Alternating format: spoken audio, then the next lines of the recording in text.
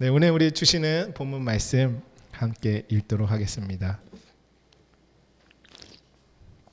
고린도서 2장, 오늘은 본문 말씀 함께 찾아서 펼쳐놓고 한 목소리 읽도록 하겠습니다. 고린도후서 2장 14절로부터 17절까지의 말씀입니다. 고린도후서 2장 14절부터 17절까지의 말씀.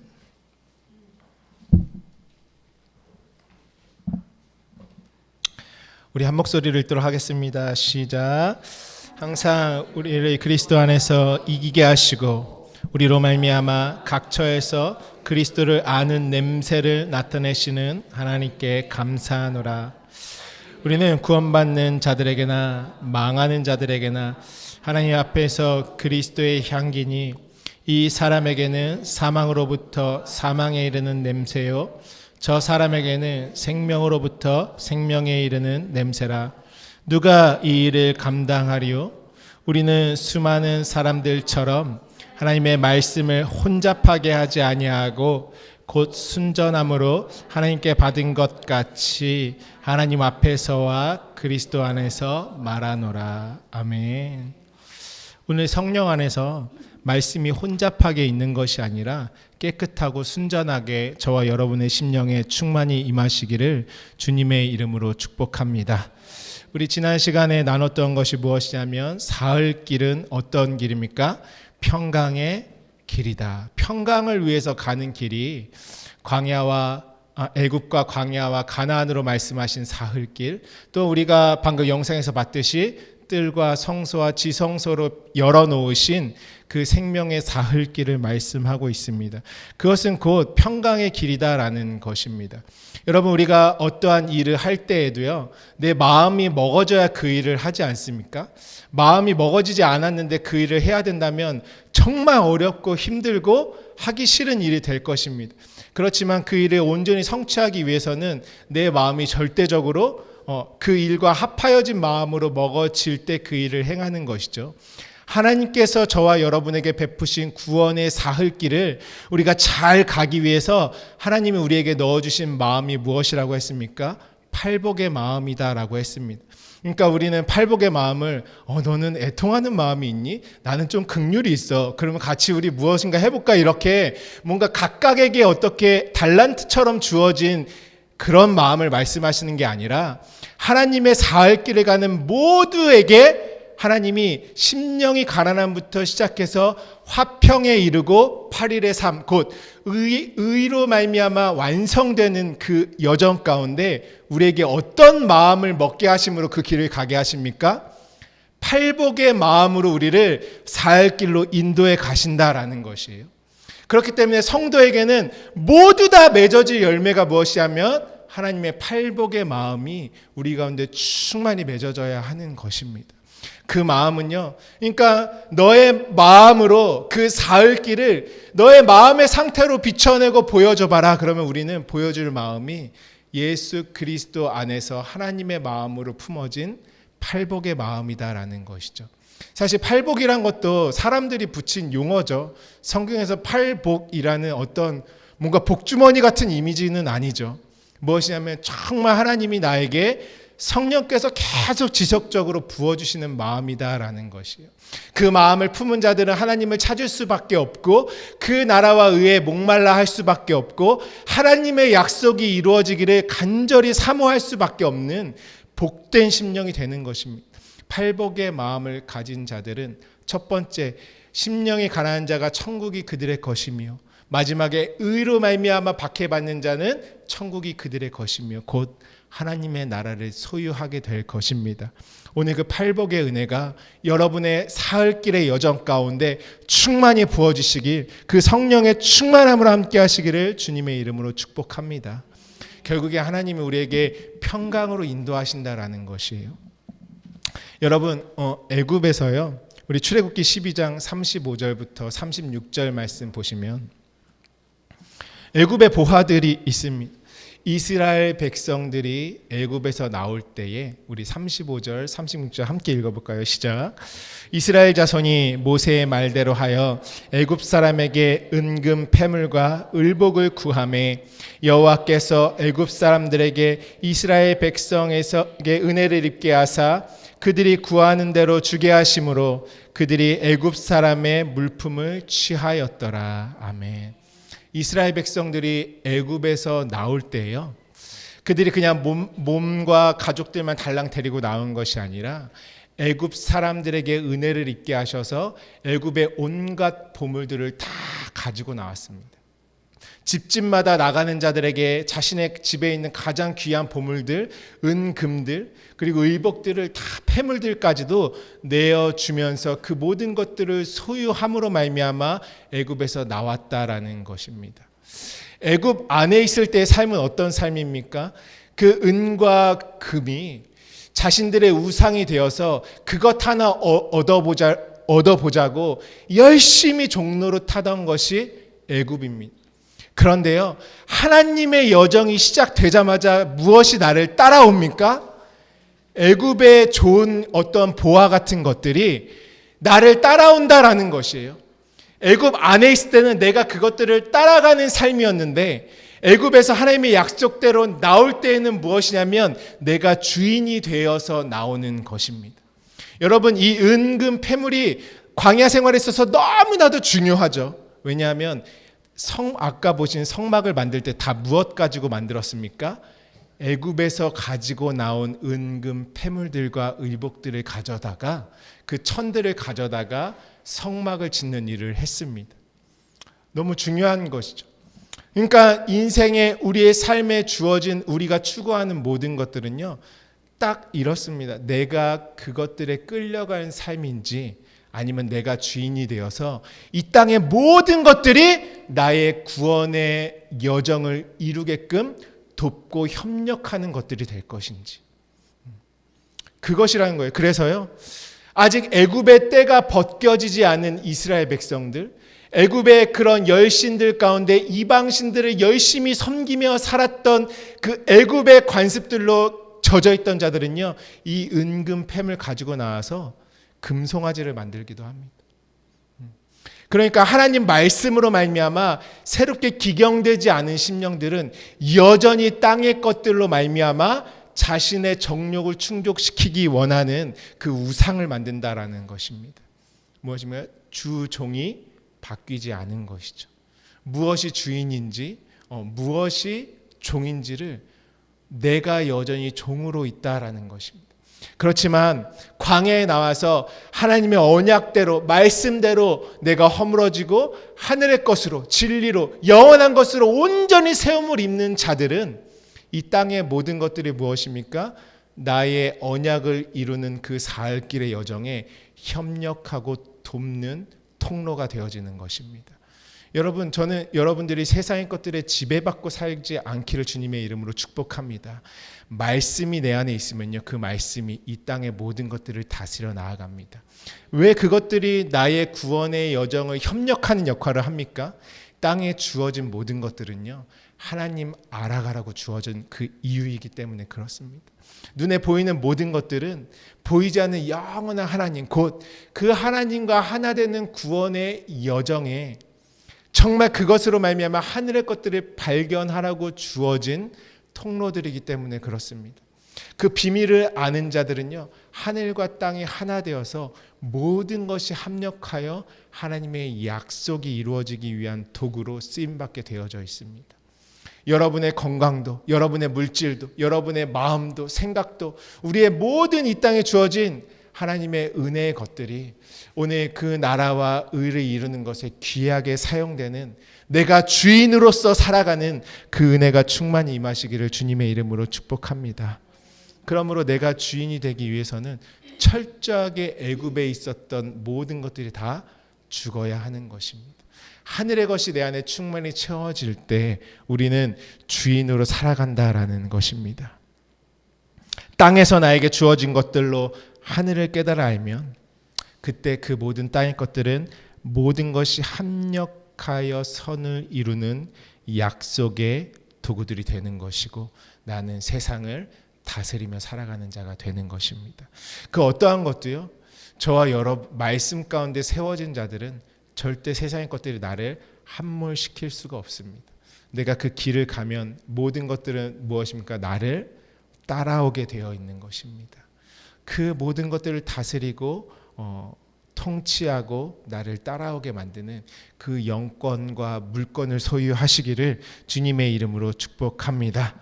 그러므로 이 땅과 하늘의 모든 응답은요 어디에서 오냐면요 결국엔 하나님의 말씀이 있는 곳에서밖에 주어지지 않는다라는 것입니다. 하나님은 응답을 어느 곳에서 주셨습니까? 말씀이 있는 광야에서 응답을 주셨습니다. 여러분, 내가 생각하는 어떠한 기도 제목에 응답이 있을지라도요 하나님 기억하십시오. 하나님은 저와 여러분을 말씀이 있는 자리로까지 반드시 인도하십니다. 말씀이 있는 자리로 오지 않으면요 하나님 안에서의 영원한 응답, 치유, 회복, 소망은 내 안에 일어날 수가 없는 것입니다. 왜냐하면 하나님이 이 모든 일을 해결하기 위해서 우리에게 말씀을 주셨다라는 것이죠. 예수님이요 그냥 우리를 구원해 주시기 위해서 이 땅에 오셔서 그냥 죽으시기만 해도 되잖아요. 그냥 우리의 모든 죄를 담당했다 하고 십자가에 못 박혀 죽으시면 되는데 주님은 이 땅에 오셔서 공생의 내내 하늘의 말씀을 증거해 주셨다라는 것이에요. 무엇이요? 쉽게 말해서 말을 하고 가셨다라는 것이죠. 그 하나님께서요. 수많은 말들을 하고 가셨습니다. 그러면 그 말을 내뱉으시고 죽으셨다라는 의미는 무엇입니까? 이제 내가 죽는 게 너희에게 유익이다. 왜요? 진리의 성령이 너희 안에 오시면 내 몸 바깥에 던져졌던 그 모든 말씀을 성경에서 다 끌고서 성령께서 어디로 들어오십니까? 내 안에 들어와서 예수님이 하셨던 말씀이 내 안에 이루어지게 하시겠다라고 말씀하시는 것입니다. 그래서 성령을 진리의 영이다. 하나님이 주신 가장 큰 선물이다라는 것입니다. 그것 때문에 주님은 모든 말씀을 하셨고 결국엔 예수 그리스도께서 하신 그 모든 말씀으로 말미암아 우리는 응답받는 삶의 자리로 나아가는 것입니다. 주님 이르시는 그 평강의 자리로까지 나아갈 수 있는 것입니다. 여러분 말씀이 있는 곳에 자신의 심령을 담그십시오. 말씀으로 자신의 생각들을 태우십시오. 그러면 정말 하나님이 주신 생명을 소유할 것입니다. 그것이 영적 생활의 가장 중요한 원리인 것이죠. 그럼 여러분 하나님과 우리의 하나 되는 사흘길의 여정 가운데서 오늘 아까 영상 보셨을 때에 제단이 몇 개 있었죠? 제단. 무엇인가를 태워서 드리는 제단. 2개 있었죠. 뜰에서는 번제단. 그 다음에 성소에 들어가서는 분향단. 그렇죠. 태워서 드리는 것은 나머지는 이렇게 진열돼 있고 촛대는 그냥 불을 켜는 것이죠. 근데 무엇인가를 넣어서 태워서 드리는 제단이 번제단과 또 성소 안에 분향단 2개가 있었습니다. 하나님이 우리에게 제단이라는 것을 보여주시는 의미는 무엇이냐면 제단은 2조각 나 있는 2개로 갈라져 있는 내 마음이 제단인 것입니다. 내가 하나님과 하나로 되어 있을 때는 제단이라는 것이 필요가 없습니다. 제단이라는 것이요. 그래서요. 뜰에도 있고 성소에도 있지만 지성소에 들어가면 제단이 없습니다. 제단이 없다라는 건 어떤 의미냐면 내가 이미 하나님과 하나 되었다라는 의미죠. 제단이란 것은 하나님과 내가 하나 되기 위한 중요한 역할을 하는 것이죠. 왜 제단이라고 하냐면요. 내 마음이 2개로 쪼개져 있는 것이 왜 제단이라고 하냐면요. 2개로 쪼개져 있는 문제가 해결되었을 때 하나님과 하나가 될 수 있기 때문에 그렇습니다. 누가 쪼개었나요? 아담과 하와가 하나님께서 생명나무를 이 땅에 두셨을 때 그들의 눈에는 선악나무로 보였습니다. 왜냐하면요, 그들이 가지고 있던 생각과 관점과 어떤 사상과 이론들과 지식과 지혜와 모든 것들은요, 하늘로부터 온 것이 아니라 이 땅으로부터 다 얻은 것들이에요. 자신의 존재를 형성했던 어떠한 자신의 그 모든 것들도 다 무엇으로 말미암아 나라는 존재가 이곳에 서게 되었습니까? 다 땅에서부터 난 씨, 땅에서부터 조성되고 형성되었던 그 모든 것들로 말미암아 지금 나라는 육체의 사람이 있다라는 것이에요. 그 육체의 사람은 하나님이 아무리 신령한 것을 주시고 보여주시고 하도 소유할 수 없고 볼 수 없고 만질 수도 없다라는 것입니다. 그러니까 구약에는 하나님이 임재하셨을 때 그 산 아래에 있는 자들은 항상 컴컴한 흑암과 우레소리와 두려움 가운데 하나님을 볼 수밖에 없는 형편이 저와 여러분의 본질상 우리의 모습이었다라는 것이죠. 그렇기 때문에 사람들은요, 하나님의 신령한 것을 받아도 내가 보는 관점으로 그 모든 것들을 나누는 것, 그것이 바로 선과 악의 선악과입니다. 하나님이 좋은 것 주셨더니 내가 이 땅에서 다 나눠버리는 것이에요. 그래서 아브라함도 똑같은 일을 아담과 하와처럼 아브라함도 하는 것입니다. 하나님께서 영원한 언약과 약속의 생명을 그에게 주셨더니 그와 언약하실 때에 그 생명의 내용을 너희가 취해라, 너의 것으로 만들어라 라고 주셨더니 아브라함도 아담과 하와처럼 그것을 땅에서 둘로 딱 쪼개버렸어요.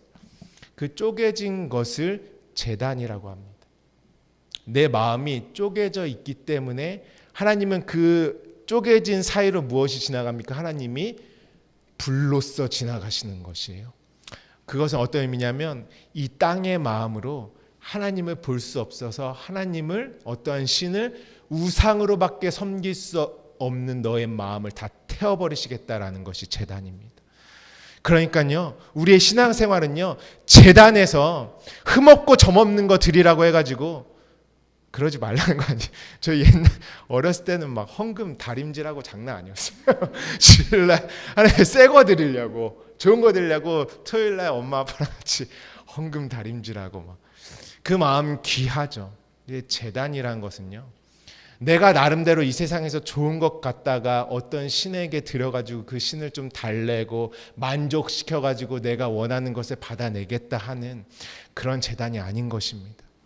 내가 아무리 이 땅에서 귀한 것 바쳐도 하나님은 거기에 꿈쩍도 안 하세요. 제단은 그런 것이 아니라 무엇이요? 주님이 죽으시고 나도 죽기 위해서 있는 곳이 제단입니다. 내가 태워지지 않는 곳, 내가 태워지지 않는 신앙생활. 나는 펄펄 살아있는데 애굽의 그 더럽고 음란하고 추악하고 하늘에 이르지 못하는 우리의 본성 가지고 아무리 하나님을 기쁘시게 하겠다고 내가 이 땅에서 좋은 거 다 끌어모아다가 하나님 앞에 갖다 바쳐도 하나님께 갈 수가 없다라는 거예요. 왜요? 하나님은 예수 그리스도만 받으시기 때문에 그렇습니다. 오늘 저와 여러분이 하나님께 내놓을 수 있는 재물은 단 하나, 예수 그리스도의 흔적밖에 없습니다. 그분과 하나 될 때 내가 열매가 되어서 그 제단을 지나 성소를 지나 지성소의 법궤로 완성되는 은혜가 있는 것입니다. 그래서 우리는 제단이 필요하다라는 것입니다. 그래서 하나님은 그 분리됨을 다 태우셔서 하나로 만드신 그 분리됨이 무엇입니까? 하나님과 우리 사이에 놓여져 있는 거대한 구렁. 신약 성경에 거지 나사로와 부자가 무엇이 있다고 했죠? 구렁이 있어서 부자가 건너가지 못한다라는 것입니다. 그 구렁은요, 다 하나님을 보지 못하는 이방적인 우리의 마음으로 말미암아 하나님과 나 사이에 생겼던 큰 웅덩이, 골짜기, 구덩. 그러니까 그 구렁 가운데 그 수월과 같은 그 깊음 가운데 그 구덩이요, 여러분, 말을 안 해서 그렇지요, 끝이 없어요. 한번 빠져보십시오. 밑바닥이 보이지 않아요. 저도 한번 그 깊은 구렁에 빠져본 적이 있거든요. 빠지고 빠지는데 어디가 끝인 줄 모르겠더라고요. 내가 과연 어디까지 내려갈 수 있을까? 근데요, 하나님이 요셉이 어디에 빠집니까? 제일 먼저 구덩이에 던져지지 않습니까? 예수님이 어디로 오십니까? 우리의 하나님을 볼 수 없는 이 땅의 것은요, 여러분, 보고 추구하도 그 목마름이 끝이 없어요. 애굽의 보화라는 것은요, 내가 갖는다고 해서 나를 충족시킬 수 있는 것이 아니에요. 이 땅에서 내가 만든 평안, 내가 만든 안식이요, 아무것도 아닙니다. 하나님이 주신 것이 아닙니다. 그때에 나를 홀로 두시지 않으시고 그 깊은 구렁 가운데 오신 분이 누구십니까? 우리 예수 그리스도. 그래서 그분이 말씀이 육신이 되어서 이 땅에 임하심에 이렇게 말씀하는 것입니다. 어디요? 다윗도 고백하죠. 가장 깊은 웅덩이와 수렁에서 나를 끄집어내셨다, 건져내셨다. 그것이 예수 그리스도의 은혜를 받은 모든 자들의 고백이 되는 것입니다. 그 시편의 모든 고백들이 내 고백이 되는 거예요. 언제요? 내가 정말 예수 그리스도로 말미암아. 근데요, 예수님이 그 구덩에 오실 때에 물이 없다라고 했어요. 요셉의 구덩도 물이 없는 곳. 그 부자도 하는 고백이 무엇인지 아십니까? 내 입에 물이 없으니까 내 혀 끝에 물 한 방울이라도 찍어주세요. 그 골짜기를 지나가지 못하는 부자의 고백인 것이에요. 뭐냐면 예수님은 그냥 오신 게 아니라 뭐 가지고 오셨어요? 생수를 가지고, 물을 가지고, 하늘의 생명 말씀을 가지고 이 땅에 오셨다라는 것이, 내 마음 깊숙한 그 구렁 가운데 오셨다라는 것이, 그 제단을 지나가시겠다라는 것이, 그 제단을 지나가실 때는 말씀을 가지고 지나가시는 것입니다. 왜 유월절을 통과한다고 우리가 말했습니까? 무교병 먹으려고, 말씀 먹으려고 그 유월절 통과한다라는 것이. 애굽에 오셨고 오늘 모든 구덩이에 오셨고 내 삶 가운데 오신 분, 그분이 말씀 가지고 오신 예수 그리스도이십니다. 그러니까 그 구렁이 무엇으로 채워져야겠어요?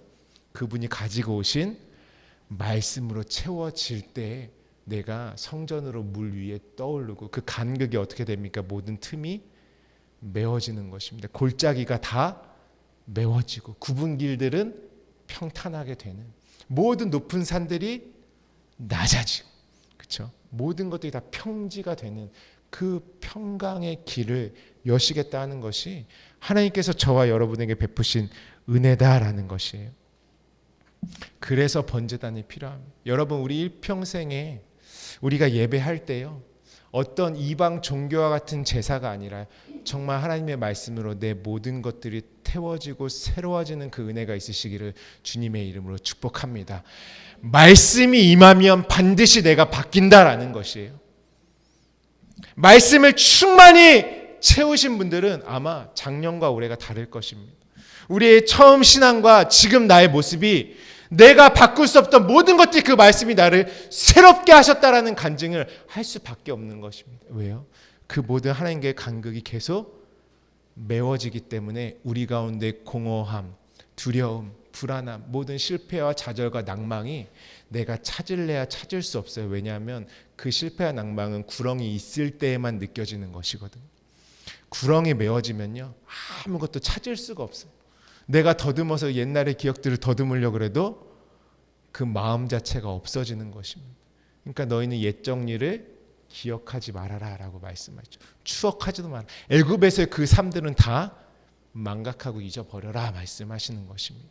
오늘 충만한 말씀의 은혜로 채우시는 은혜가 있으시기를 주님의 이름으로 축복합니다. 그렇다면 제단의 역할은 무엇이냐? 우리 에베소서 5장 2절 말씀 함께 보겠습니다. 에베소서 5장 2절. 사흘길과 성전 안에서, 사흘길과 성전의 스토리는 똑같죠. 다 사흘길이죠. 사흘길과 성전 안에서 경험하는 두 개의 제단. 할렐루야. 우리 에베소서 5장 2절 말씀 우리 한 목소리로 읽겠습니다. 시작. 그리스도께서 너희를 사랑하신 것 같이 너희도 사랑 가운데서 행하라. 그는 우리를 위하여 자신을 버리사 향기로운 제물과 희생 제물로 하나님께 드리셨느니라. 아멘. 두 가지가 나와요. 하나는 무엇이냐면 향기로운 제물, 또 하나는 희생 제물.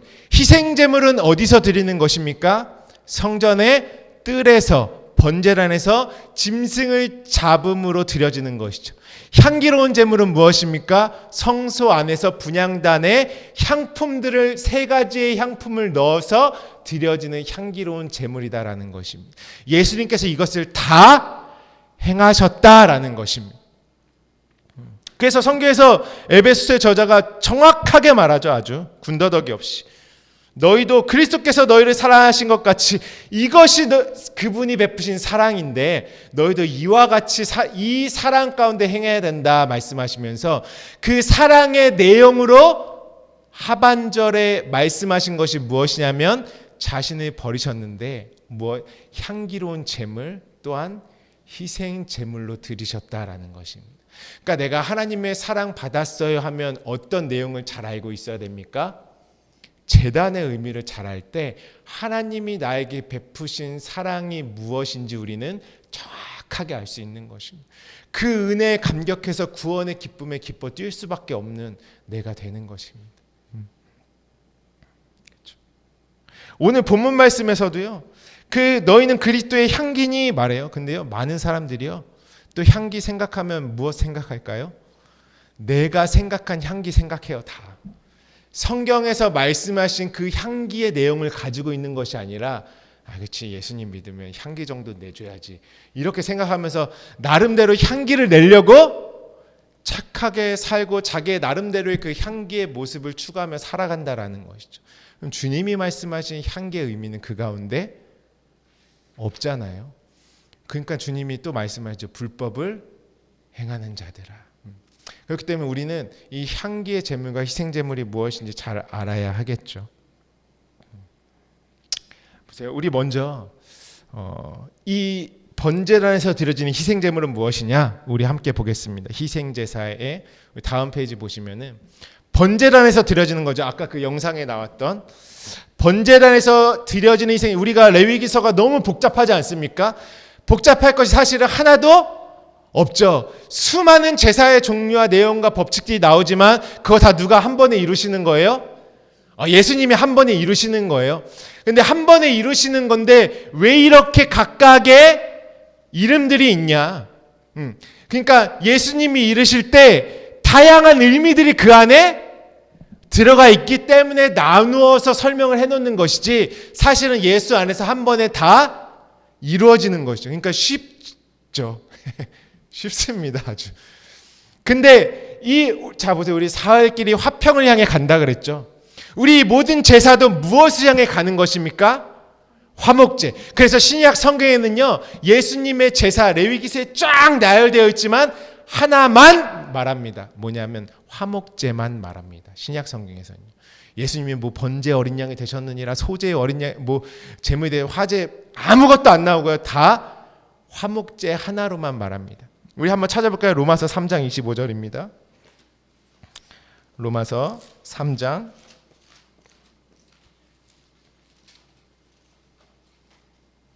25절 말씀.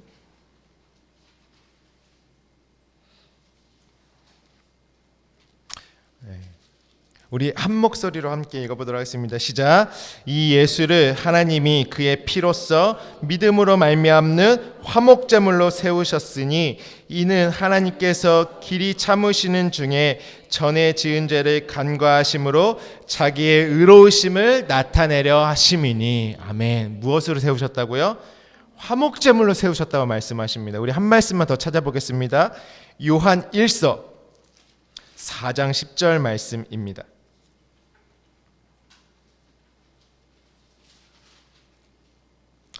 요한 1서 마지막에 계시록 전에 있는 것이죠. 요한 1서 4장 10절 말씀 우리 한 목소리로 읽습니다. 시작. 사랑은 여기 있으니 우리가 하나님을 사랑하는 것이 아니요 하나님이 우리를 사랑하사 우리 죄를 속하기 위하여 화목제물로 그 아들을 보내셨음이니라. 아멘. 또 한 말씀인데 그건 안 찾을게요. 신약 성경에서는 무엇만 말하냐면 화목제물만 말합니다. 그러니까 모든 제사의 정점은 어디를 향해서 가는 것입니까? 하나님과 내가 화목하게 되기 위해서 간다라는 것이에요. 그래서 화목제라고 하는 것입니다. 소재는 가루로 드리지만 소재를 제외하면 소재도 사실은 하나님과 나는 가루가 되고 완전히 부서지고 기름을 부어서 말씀 자체인 나로 변화된다라는 화목제물의 의미를 그대로 가지고 있는 게 소재의 의미죠. 근데요, 번제와 화제, 속건제, 속제제 이 모든 것들은 다 무엇이냐면 화제입니다. 불에다가 다 불살라서 태우는 것. 그러니까 우리가 왜 제단이 필요한지, 주님은 왜 거기에 불로 지나갈 수 없는지 우리가 서두에 잘 나누지 않았습니까? 그렇죠? 그러니까 불로써 다 태워진다라는 것이에요. 그거는 우리의 모든 죄와 허물들을 태워버리시는 것이죠. 근데 레위기서에 화목제를 또 띄어서 설명하는 이유가 있습니다. 화목제는 언제 화목제가 이루어지냐 하면 성소 안에서 모든 이 번제로 드려지는 제사의 내용들이 하나님이 원하는 분량으로 하나님과 하나 되어 있을 때 화목제의 완성이다라는 것입니다. 보세요. 잘 정리하셔야 될게요. 번제단과 분향단의 제사가 다 다른 제사가 아니라요. 번제단에서 열심히 짐승을 태움으로 어린 양과 소와 염소들을 태우면서 막 제사를 하지 않습니까? 그 번제단의 모든 죄와 허물들을 태우시는 그 내장들, 모든 기름들, 찌꺼기들, 모든 배설물들을 다 무엇이냐면 우리의 생각과 마음이라는 의미거든요. 그걸 다 태워가지고 어디냐면 진영 밖으로 갔다가 버리는 것입니다. 그 모든 번제단에서의 베풀어진 그 희생 제사의 영향력이 어디에까지 미치냐 하면 지성소로 이루어지는 그 끝까지 영향력이 미치는 것이에요. 그러니까 쉽게 설명하면요, 번제단에서 희생제사가 드려지잖아요. 그럼 지성소까지 뭐냐면은 예수 그리스도의 피의 레드카펫이 쫙 깔리는 것입니다. 그걸 길이라고 하는 것이거든요. 그 희생의 영향력이 없으면 성소에 들어갈 수도 없고 그 희생의 흔적들이 성소에까지 남아있지 않으면 우리의 어떤 제사도 효력이 없는 것이에요. 그것을 깔고 들어가서 성소 들어가면은 뭐냐면 그 다음에 떡을 먹는 것도 의미가 있고 불을 켜는 것도 의미가 있어지고 분향단의 제사도 의미가 있어지는 제사가 되는 것입니다. 그러니까 번제단의 모든 영향력이라고 표현하는 것이죠. 영향력이 어디에까지요? 내가 지성소에 이르기까지. 번제단의 영향력이라는 것은 무엇입니까? 예수께서 희롱당하시고 능욕받으시고 침뱉음 받으시고 채찍에 맞으신 그 십자가의 공로와 흔적이 고스란히 그 끝까지 영향력을 미친다라는 것입니다. 그때의 분향단의 제사도 의미가 있어지는 것이죠. 그래서요, 뜰에서 드리는 제사와 성소에서 드려지는 제사에는 차이점이 있습니다. 어떠한 차이점이 있을까요? 뜰에서는 짐승만 태우잖아요. 짐승만 태우죠. 근데 성소에 들어가서 드리는 제사는요, 이미 우리가 떡을 먹으면서 제사한다는 차이가 있어요. 뜰에는 떡이 없잖아요. 애굽에는 양식이 없죠. 일방적인 은혜, 일방적인 어린 양의 죽음을 경험하는 것이 바로 뜰이라는 것이죠. 근데요, 그것만으로는 하나님과 화목제로 완성될 수 있을까요? 없어요. 그 영향력이 미치는 가운데 주님이 죽어주셨기 때문에 내가 떡도 먹을 수 있고 불도 밝힐 수 있는 조건이 내 안에 이루어져 있는 것이죠.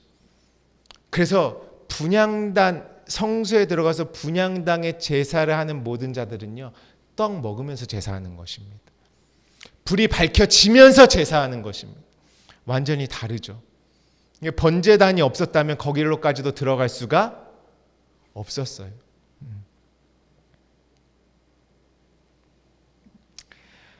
다음으로 넘어가면, 그래서 죄송해요. 한 번 더 다시 보여주시면, 번제는 짐승을 태우죠. 그래서요,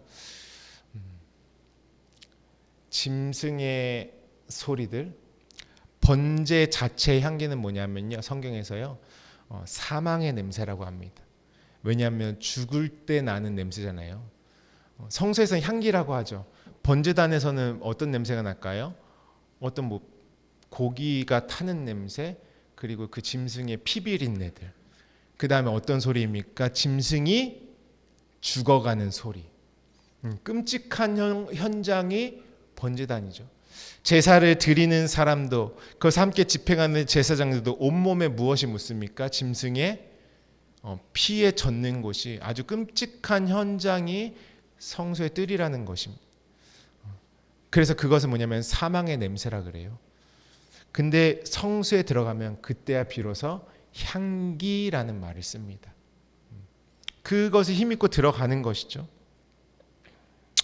그렇기 때문에 애굽에서의 부르짖음이요, 하나님을 찾는 우리의 부르짖는 갈망이요, 성소에 들어가면 분향단의 차원이 다른 기도로 높여져 있고 바뀌어져 있는 것입니다. 차원이 다른 기도인 것이. 오늘 분향단의 내용을 우리가 깊이 함께 이제 묵상하면서 하나님이 나를 어떠한 평안과 하나됨의 자리로 이끄시는지 그 놀라우신 은혜를 발견하시는 은혜가 있으시기를 축복합니다. 그리고 내 신앙생활 한번 잘 점검하셔서 내가 정말 분향단의 기도, 그분과 하나 되는 정말 차원이 다른 교제 가운데 들어가고 있나 점검하시고 그 자리에 온전히 세워지시는 은혜가 있으시기를 축복합니다. 우리 출애굽기 30장 34절로부터 38절까지의 말씀 우리 함께 읽습니다. 이것은요, 이제 뜰을 지나서 성소 안에 쓰여져 있죠. 분향단의 기도에 대해서 오늘 나눌 것입니다. 분향단의 기도. 출애굽기 30장 34절부터 38절 우리 함께 읽습니다. 시작. 여호와께서 모세에게 이르시되 너는 소합향과 나감향과 풍자향의 향품을 가져다가 그 향품을 유향에 섞되 각기 같은 분량으로 하고 그것으로 향을 만들되 향 만드는 법대로 만들고 그것에 소금을 쳐서 성결하게 하고 그 향 얼마를 곱게 찧어 내가 너와 만날 회막 안 증거계 앞에 두라. 이 향은 너희에게 지극히 거룩하니라. 내가 여호와를 위하여 만들 향은 거룩한 것이니 너희를 위하여는 그 방법대로 만들지 말라. 냄새를 맡으려고 이 같은 것을 만드는 모든 자는 그 백성 중에서 끊어지리라. 아멘. 특별히요, 골방 기도라고 해서요, 우리가 많은 기도가 아니라 하나님께서 지금 그 골방에서 성소에서 드려지는 기도가 무엇인지를 이 분향단의 제사를 통해서 우리에게 설명하고 계신 것입니다. 특별히 여호와께서 모세에게 이르시되 너는 세 가지의 향품을 써라 말씀하시죠. 그 향품의 내용이 무엇이냐면 소합향, 나감향, 풍자향을 말씀하고 계십니다. 오늘 소합향부터 하나하나씩 우리가 함께 나누도록 하겠습니다. 소합향은 무엇이냐? 나타프라고 합니다. 어떤 의미냐면 물방울, 향기로운 나무진 방울, 몰약이라고 하죠. 신약 성경에도 몰향과 향품 얘기가 많이 나오지 않습니까? 예수님이 오셨을 때도 그렇고요. 마리아가 예수님께 머리 위에 붓고 발까지 흘러내린 것을 머리카락으로 닦았던 그것도 무엇이냐면 거기서 이제 순전한 나드 한 병 이렇게 말하는데 그 몰약이죠. 좀 이따가 함께 나눌 것입니다. 그 몰약을 말씀하는 것이죠. 이것이 무엇이냐면요, 동사로는 스며 나오다, 새어 나오다, 방울방울 떨어지다, 방울로 떨어지다. 또 중요하죠. 영감에 의해 말하다, 예언하다, 소리내다, 이야기하다. 이런 의미들이 다 들어있는 것이 소합향입니다. 소합향은 무엇이냐면요, 내가 계속 성소에서 떡을 먹었잖아요. 그러니까 하나님의 말씀이 깨달아지잖아요, 성령으로. 그러면 내 입술에서 나오는 고백들이 무엇일까요? 내가 이제 하나님의 약속도 알게 됐고 하나님이 나에게 이루시고자 하는 그 구원의 길과 뜻이 뭔지 잘 알았어요. 그러면 성령으로 말미암아 어떤 마음을 주신다고요? 팔복의 마음. 의에 줄이고 목마른 자들이 하나님의 언약과 약속을 선포하며 간구하는 것입니다. 떡 먹지 않은 자들은 소합향의 기도를 할 수가 없어요. 하나님의 언약의 내용을 내가 말씀 통해서 발견한 자들이 그거 받아서 기도하는 것이죠. 하나님, 나에게 약속을 이루어 주십시오. 당신이 나에게 그 평강의 길로 인도하신다. 모든 창세기 언약을 통해서 정말 그 모든 성경의 모든 스토리를 통해서 나에게 주셨는데, 또 예수님 오셔서 말씀해 주셨는데, 그 모든 거 내가 정말 사모합니다. 내 인생의 모든 것도 잃어버려도 내가 당신의 약속만큼은 내 삶에 이루어지기를 갈망합니다. 그러면서 무엇을요? 예언하고 말씀을 소리내고 그 언약과 하나된 마음으로 간구하는 것이 소합향의 기도입니다. 그때 뭐냐면 뭔가 막 이 언약의 소리들이 뭐냐면은 방울처럼 막 떨어져요. 물방울처럼. 그 기도를 누가 하셨습니까? 예수님이 하셨죠. 예수님의 기도와 성소의 기도가 따로 떨어져 있습니까? 실컷 구약에는 말씀하셨고 예수님은 그날 너무 힘쓰여서 기도하셨어. 이것과 상관없이 예수님은 땅에서 너무 힘이 드셨었구나. 그래서 막 피처럼 기도하셨나요? 그게 아니라 그 성소의 기도, 그 본래 본형의 원형의 모습으로 그냥 계신 분이 예수님이세요. 그래서 예수님의 기도를 이렇게 말씀합니다. 누가복음 말씀 22장 42절로부터 44절 우리 함께 읽어보도록 하겠습니다. 시작. 이르시되 아버지여, 만일 아버지의 뜻이거든 이 잔을 내게서 옮기시옵소서. 그러나 내 원대로 마시옵고 아버지의 원대로 되기를 원하나이다 하시니 천사가 하늘로부터 예수께 나타나 힘을 더하더라. 예수께서 힘쓰고 애써 더욱 간절히 기도하시니 땀이 땅에 떨어지는 핏방울 같이 되더라. 아멘. 예수님의 기도라는 것은 무엇입니까? 아버지의 마음과 따로 분리되어 있지 않은 그분의 언약이 이루어지는 간구다라는 것이에요. 이 기도를 언제 하신 기도입니까? 예수님께서 잡혀가기 직전의 마지막 기도죠.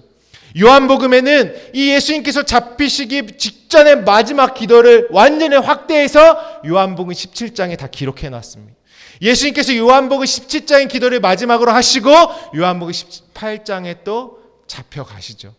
예수님의 요한복음 17장의 기도와 이 누가복음과 마태복음, 마가복음에 예수께서 땀방울이 핏방울처럼 흘리면서 했던 기도의 내용을 보시면 어떠한 기도입니까? 우리의 정욕을 구하는 기도가 없다라는 것이에요. 예수님의 기도는 무엇입니까? 아버지와 완전히 그 마음으로 하나된 기도고 아버지의 약속과 언약과 뜻을 우리 가운데 이루어 주심으로 우리가 아버지 안에 온전히 하나가 되기를 원합니다. 그러므로 하늘을 누리고 그 하늘의 놀라운 영원한 평강과 생명을 소유하기를 원합니다 하셨던 그 약속과 진리와 은혜를 간절히 갈망하셨던 그 기도가 땅에 떨어지는 핏 방울같이 떨어졌다라는 것입니다. 그것이 뭐냐면 소합향의 기도입니다. 주님과 하나된 골방의 말씀의 기도가 아니고서는 소합향의 기도는 우리에게 터져 나올 수 없는 기도입니다.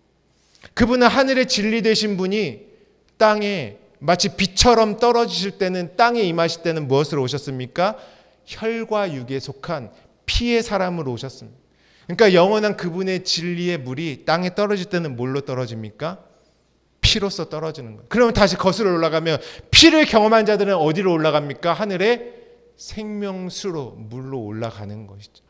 그것이 예수님의 기도고 소합향의 간구입니다. 그분이 힘쓰고 기도하실 때 예언의 소리, 그 언약의 소리, 아버지와 같은 말, 같은 마음으로 간구하는 그 소리가 향기가 된다라는 것이에요. 그것이 소합향의 기도입니다. 주님이 이루시는 것이죠. 그 마음을 오늘 누구에게도 품어지는 것입니까? 주님의 그 기도가 내 기도가 되는 것입니다. 주님의 언약을 사모하신 그 땀방울이 핏방울 같은 기도가 나의 간구의 소원과 소리가 되는 것이죠.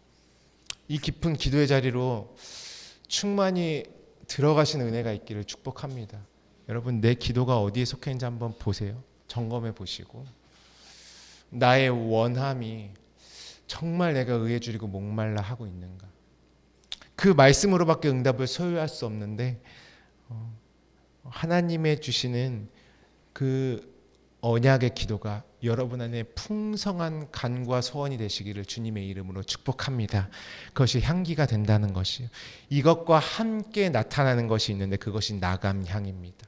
소합향과 나감향과 풍자향은 어떻게 해요? 따로 드리는 게 아니라 같이 한 번에 드리는 것이죠.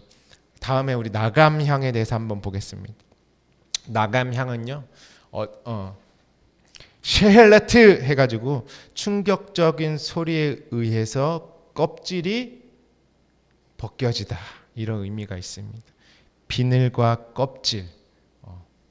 이건 특별히 어떤 조개나 이런 껍데기, 어떤 비늘 이런 것을 태워서 나는 향기이죠. 겉의 내용으로는. 속의 의미는 그 모든 껍질이 벗겨지고, 그러니까 부정한 것들이 다 우리가 생선 잡아 올렸을 때 뭐부터 제거합니까? 비늘부터. 그거는 못 먹잖아요. 더럽잖아요. 그런 것처럼 모든 껍질이 벗겨진다라는 의미가 있어요. 무엇으로요? 어떠한 소리에 의해서. 그래서 어원으로 보면 어떤 사자의 으르렁거리는 소리. 사자의 으르렁거리는 소리는 무엇입니까? 뭔가 지금 배르고 있는 거잖아요. 사자가 왜 으르렁거립니까? 배가 고파서 으르렁거리고, 뭐 지금 사냥하려고 으르렁거리고, 뭐 공격받아 으르렁거리는 공격하려고, 그것으로 인해서 껍질이 벗겨진다라는 의미가 있어요. 오늘 소합향과 낙암향이 한 번의 기도로서 드려지는 현장이 신약 성경에 또 나오죠. 우리 마가복음으로 한번 가보겠습니다. 마가복음 14장 3절부터 9절. 이건 우리 함께 찾아볼까요? 저건 계속 띄어놔야 되기 때문에요. 마가복음 14장 3절부터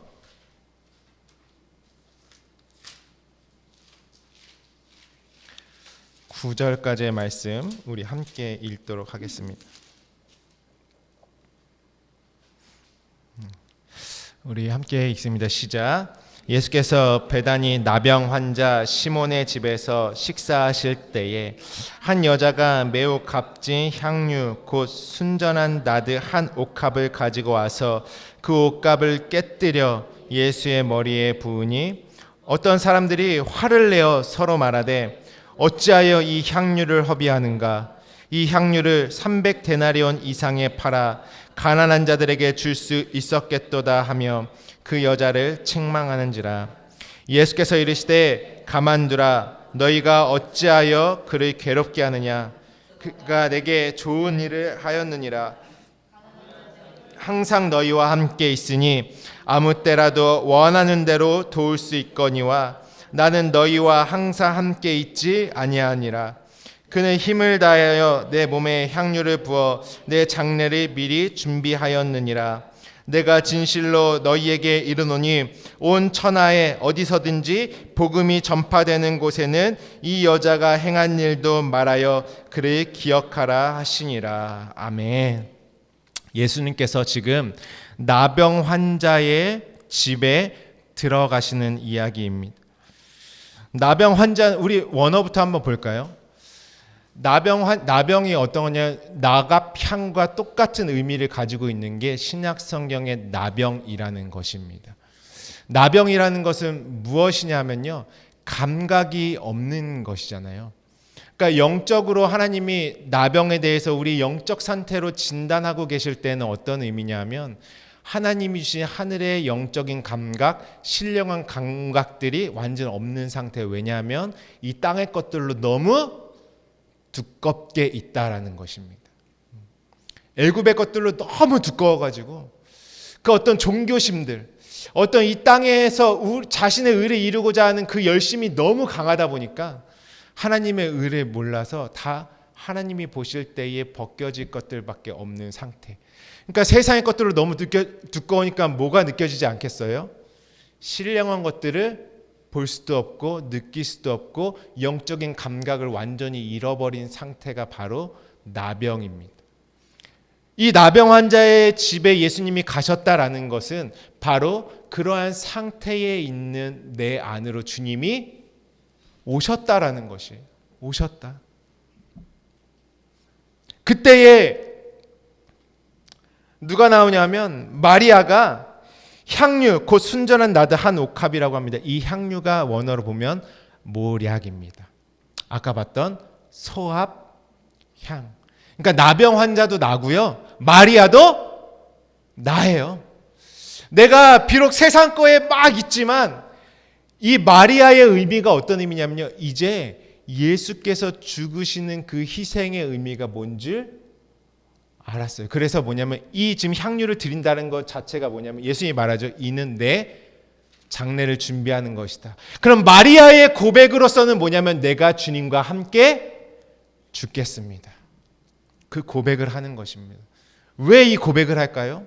주님의 죽으심에 동참하는 길만이 내가 살 길인 것을 마리아가 알았다라는 것입니다. 그래서 자신의 향유 옥합을 깨뜨렸어요. 무엇을 쏟았어요? 모략을 쏟아내는 것입니다. 그것이 아까 소합향의 기도죠. 그 모략을 쏟아낼 때 내 안에 이루어지는 것이 무엇입니까? 모든 껍질이 다 벗겨져 나아가는 향이 동시에 일어나는 것이에요. 문둥병과 같았던 나, 영적으로 아무 감각 없던 세상. 그래서 뜰에서 있던 번제단의 희생이 어디까지 영향을 미친다고요?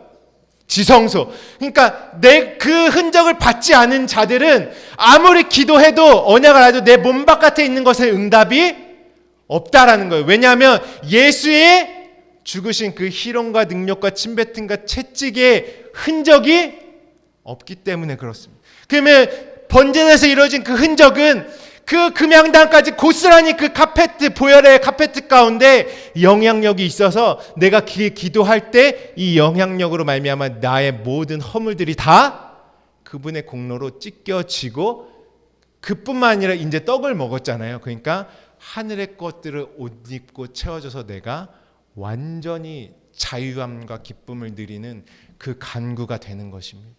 그러니까 이 소합향과 같은 기도는 무엇입니까? 내가 당신과 함께 죽겠다라는 것이에요. 무엇으로요? 이제 하나님이 주신 내용을 알았다라는 것입니다. 말씀을 통하여서. 그때에 정말 문둥병과 같은 나의 형편의 나의 삶에 성소에서 기도할 때 번제단의 모든 희생을 힘입어서 이제 내가 완전히 하나하나 다 말씀으로 벗겨져 나가고 성령의 능력으로 벗겨져 나가고 정말 하나님의 언약을 이루어지고 하늘의 것을 받아낼 수밖에 없는 예수님과 같은 그 간구가 이곳에서 펼쳐지는 것입니다. 그러니까 뭐라고 합니까? 예수님이 마리아가 하는 향기는 뭘 준비했다고요? 장례. 왜 장례라고 합니까? 그 죽음 안에는 누구의 죽음이 들어갑니까? 나의 죽음도 들어가는데 내 모든 따인 것들이 다 벗겨지면서 내가 죽는다라는 것이에요. 그래서 장례를 준비한다라는 것이고 이 소합향과 나감향도 결국에는 내가 죽으면서 죽는 향기가 아니라 이제 소합향과 나감향은 내가 죽음과 동시에 어떤 향기가 됩니까? 살아나는 향기가 되는 것입니다. 그래서 그것은 향기라고 합니다. 죽는 자들의 소리가 아니라 어떤 자들의 태워지고 무엇으로요? 살아난 자들의 소리가 나가는 겁니다.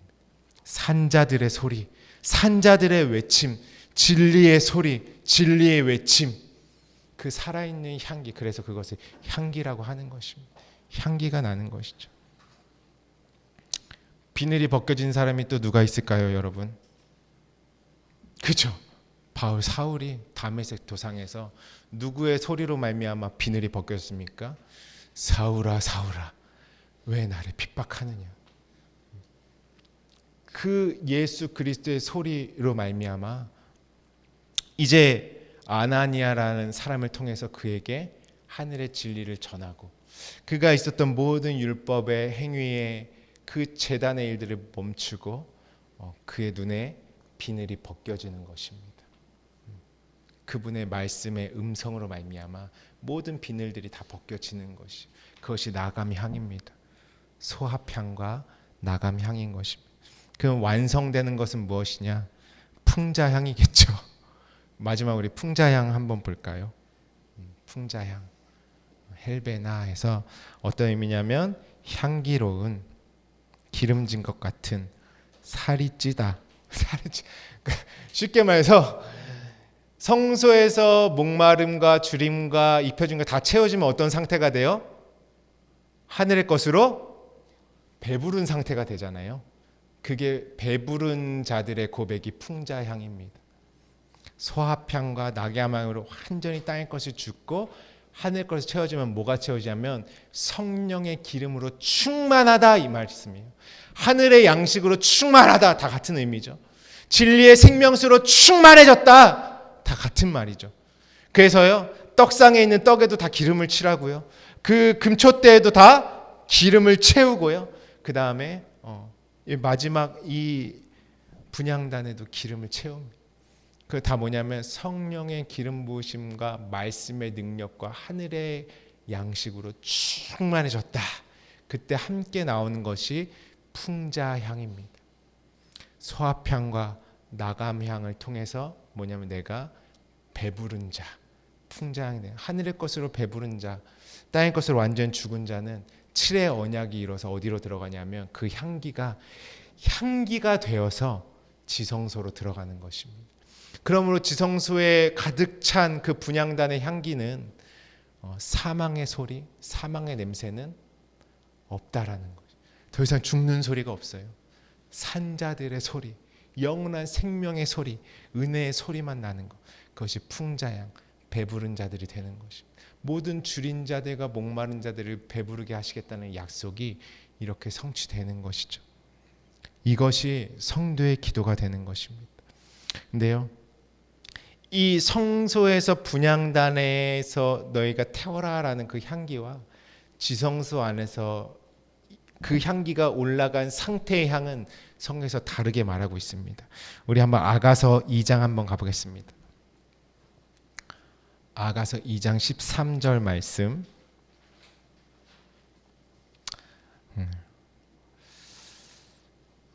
아가서는 지성소의 노래라고 했죠. 하나님과 내가 온전히 하나 된 상태. 우리 함께 13절 말씀이 있습니다. 시작. 무화과 나무에는 푸른 열매가 익었고 포도나무는 꽃을 피워 향기를 토하는구나. 나의 사랑, 나의 어여쁜 자야, 일어나서 함께 가자. 아멘. 우리 한 말씀 더 있습니다. 4장 10절부터 12절도 우리 함께 있습니다. 시작. 내 누이, 내 신부야, 내 사랑이 어찌 그리 아름다운지, 내 사랑은 포도주보다 진하고 내 기름의 향기는 각양 향품보다 향기롭구나.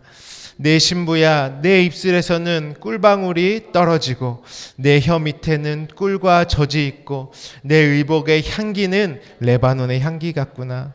내 누이, 내 신부는 잠근 동산이요 덮은 우물이요 봉한 세미로구나. 아멘.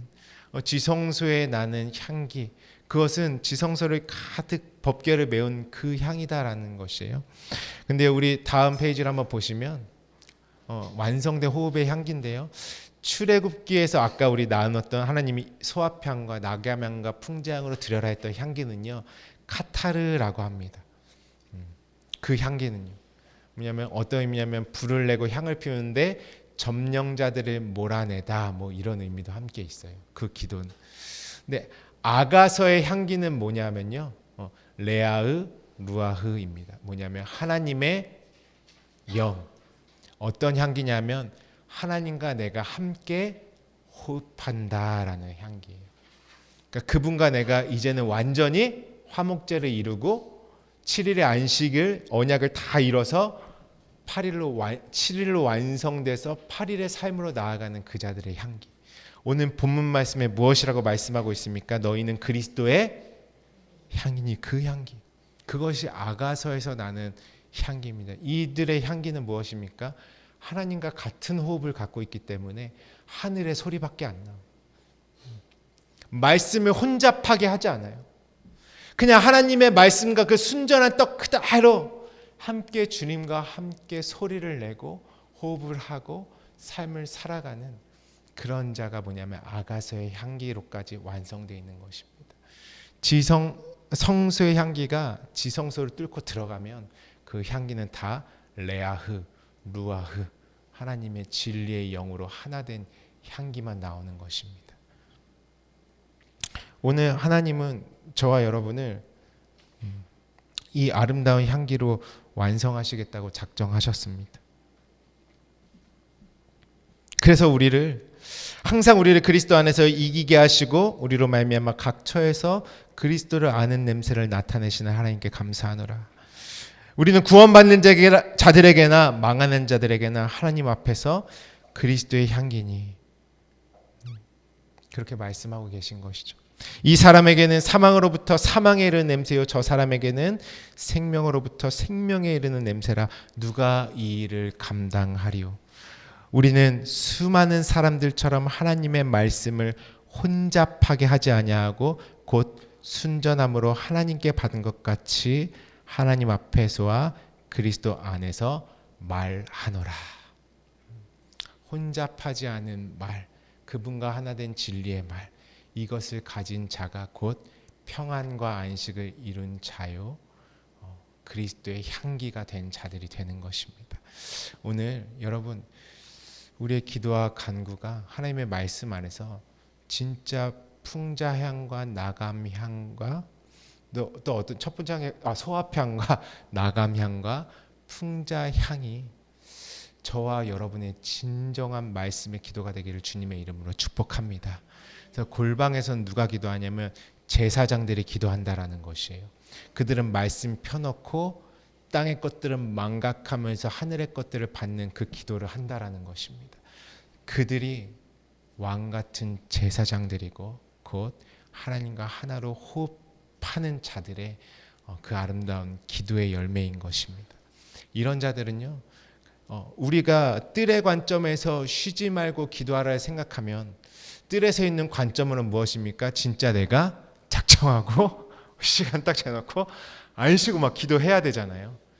근데 성소 안에 그 하늘의 관점으로 들어가니까 나 자체가 그냥 기도가 돼버리는 것이죠. 나의 존재가 그 향기가 되어버려요. 왜? 내 삶이 지금 말씀 안에 태워지고 있거든요. 내 마음의 심령이 팔복의 마음으로 하늘의 것을 갈망하고 있거든요. 주님이 하셨던 기도가 내 기도가 되어버렸거든요. 그러니까 우리는 어떠한 자가 됩니까? 쉬지 않고 기도하는 자들이 되는 것입니다. 그 기도를 통해서 내가 이룰 수 없었던 그 돌판의 비밀들이 예수 그리스도의 부어주신 그 구렁 가운데 갈라진 틈으로 들어오셔서 주셨던 그 산상수훈의 모든 계시와 말씀이 내 안에 이루어짐으로 말미암아 법궤 안에 그 놀라운 향기로 완성되는 평안이 우리에게 임하는 것입니다. 그러므로 여러분, 정말 평안의 길을 가기를 원하십니까? 정말 생명을 얻기를 원하십니까? 정말 살기를 원하십니까? 생명이 있는 곳으로 오십시오. 말씀이 있는 곳으로 오십시오. 모든 것 다 잃어버려도 나는 하나님의 말씀을 소유하겠다, 그 자리로 오십시오. 그러면 애굽의 모든 부하들까지도 나를 돕는 모든 자리로 따라올 것입니다. 그래서 모든 권세는 누구에게 있습니까? 하늘과 땅의 모든 권세를 너에게 주셨다라고 말씀하고 있는 것입니다. 예수님도 말씀하셨, 나에게는 살 권세도 죽을 권세도 내가 있다. 모든 선택은 내가 한다라는 것이에요. 여러분, 저는 우리의 마음과 생각이 지난주 말씀처럼 세상의 모든 것들로 혼탁해져 있고 내가 선동당해서 막 끌려가는 애굽의 마음이 아니라 오늘 주님과 한 마음 되시길 주님의 이름으로 축복합니다. 그래서 우리의 일평생 신앙생활에 우리가 이왕 기도할 거 정말 차원이 다른 기도 한번 해봐야 되지 않겠습니까? 진짜 하나님의 살아계심을 내 영이 온전히 누리고 느껴야 하지 않겠습니까? 주시겠다고 하는 그 평강을 소유함으로 이 땅을 정복하고 다스리며 살아봐야 되지 않겠습니까? 그 자리로 주님이 오늘 저와 여러분을 초대하십니다. 하나님은 이미 작정하셨고요. 내가 마음문만 열면 하나님이 일하시겠다고 하나님은 작정한 모든 거 이미 다 내 앞에 허락해 주셔서 너희는 취해라, 오늘 이렇게 말씀하십니다. 오늘 우리 이 시간 기도하실 때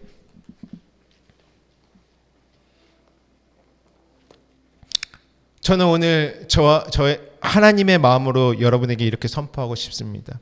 사랑받은 자여, 은혜 받은 자여, 평안할지어다. 사랑받은 자여, 우리 같이 손 얹고 고백합니다. 자신의 영을 축복하면서 사랑받은 자여, 은혜 받은 자여, 평안할지어다. 우리 함께 고백합니다. 시작. 사랑받은 자여, 은혜 받은 자여, 평안할. 다시 한번 고백합니다. 사랑받은 자여, 은혜 받은 자여, 평안할지어다. 하나님의 약속이다라는 것입니다. 하나님의 반드시 이루겠다라는 것입니다. 오늘 그 은혜로 충만하시기를 축복하며 기도하실 때 하나님 소화향 나가면 풍자향으로 기도하기를 원합니다. 그 금향단의 기도가 나의 간구가 되기를 간절히 바라고 소원합니다. 우리 주님이 주신 마음 가득 마음에 품고 사흘길을 가는 그 여정 가운데 오늘 이 시간에 간절히 기도하기를 주님의 이름으로 축복합니다. 기도합니다.